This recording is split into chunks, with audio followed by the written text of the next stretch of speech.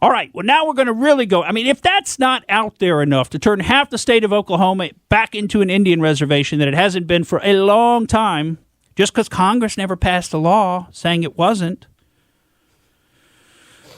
Now we're really going to go out there, although this now is becoming quite normal.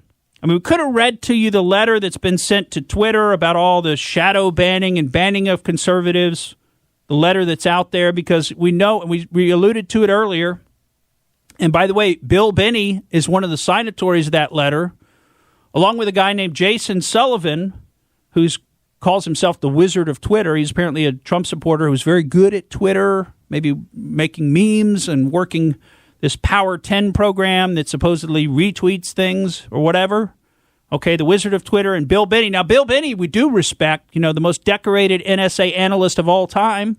The one who created the entire surveillance architecture that's now been turned on to our own citizenry after 9/11, 2001. And he resigned in October 2001 because of that, because the American government turned his program that was surveilling internationally, they turned it on in the U.S. And he said, you can't do that. That's against the Fourth Amendment, against unlawful search and seizure. And they said, well, we're doing it. And he said, well, I resign. So he was Edward Snowden before Edward Snowden was cool. Anyway, Bill Binney signed this letter, but that's not really the point because I got to get to Facebook. But my point is, you can't trust these social media companies. They are viewpoint driven, and they're trying to control your thought. It's mind control. All you see is what they want you to see. Well, now what are we finding out? Now we're finding out Facebook has just applied for a patent, and you'll love this one.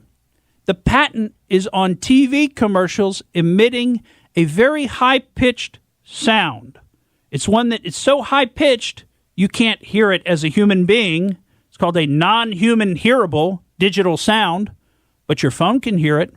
Your phone can pick it up. Ooh. And when your phone hears the sound, a little in a TV commercial, you don't even notice it.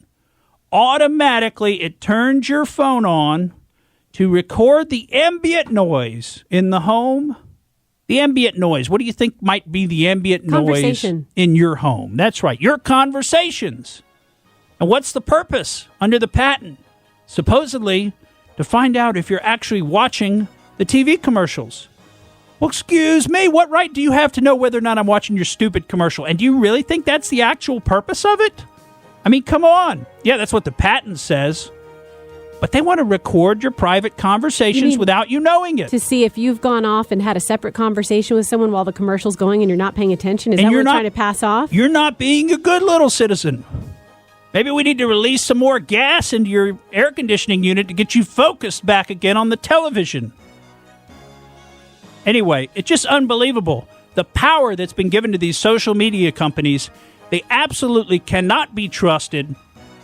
And we just keep giving them more and more power over our lives to listen in and do whatever they want. I'm Morgan Streetman, and that's the way I see it. Thank you for listening to the Morgan Streetman Show. We hope you enjoyed what you heard, and if you did, please click like and subscribe to help us out. And remember that we recommend that you exercise your brain at least once a week.